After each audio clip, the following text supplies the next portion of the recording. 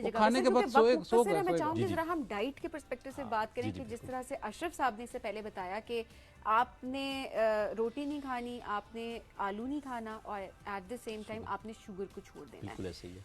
नाश्ता क्या लें, दिन का खाना क्या खाएं, स्नैक्स क्या लें, रात का खाना क्या खाएं? बेसिकली इसमें जो जीपीएस फार्मूला कहा गया है कि ये ना लें, इसके अलावा मुतबादिल क्या ले सकते हैं, आप एग्स ले सकते हैं, ठीक है, अंडे किसी भी फॉर्म में आप लेना चाहें ले सकते हैं, साथ में आप नट्स शामिल कर सकते हैं, दही ले सकते हैं, इसके अलावा सब्जियों का इस्तेमाल कर सकते हैं, उसमें आलू के अलावा सारी सब्जियों का इस्तेमाल किया जा सकता है। इसी तरह मीट प्रोडक्ट्स है, चिकन है, लाइक इसमें मटन है, बीफ है और फिश, इसका इस्तेमाल किया जा सकता है मुख्तलिफ फॉर्म में, और वो डिफरेंट डेज में आप। और इसके अलावा कम्प्लेक्स कार्बोहाइड्रेट्स लेने की ज़रूरत है। कम्प्लेक्स कार्बोहाइड्रेट्स में आ जाते हैं जिसमें लोबिया है, चने हैं, दालें हैं, सब्जियां और फ्रूट शामिल हैं। तो ये सारे आपको कम्प्लेक्स कार्बोहाइड्रेट्स आपकी बॉडी में जो आपकी कार्बोहाइड्रेट्स की रिक्वायरमेंट है वो तो पूरी हो जाएगी उनसे, लेकिन वो शुगर आपकी एकदम स्पाइक नहीं करेंगे।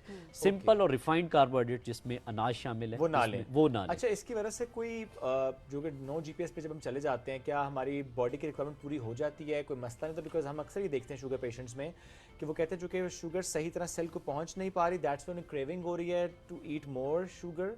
तो इस वाले फार्मूले में नो जीपीएस में क्या बिल्कुल मैनेज हो जाता है and it applies to everybody having type 2 diabetes? 100% manage हो जाता है। एक बॉडी की रिक्वायरमेंट में टोटल क्या चीज़ें हैं, हमारी डाइट के अंदर 3 चीज़ें हैं, carbohydrates, fats and proteins. Fats भी असेंशियल फैट्स होते हैं, fatty acids essential amino acids होते हैं, कार्बोहाइड्रेट्स असेंशियल नहीं होते। ये वैसे ही एक लग्जरी है। अच्छा। और आपके कार्बोहाइड्रेट्स में मज़े की बात अब आपको बता दूं, इससे भी ज़्यादा सरप्राइजिंग है, कार्बोहाइड्रेट्स के 2 आगे पार्ट हैं, एक सिंपल एंड रिफाइंड कार्बोहाइड्रेट्स हैं और दूसरे कॉम्प्लेक्स हैं। ठीक है। अच्छा, सिंपल और रिफाइंड कार्बोहाइड्रेट्स वो हैं जो जीपीएस के अंदर हैं।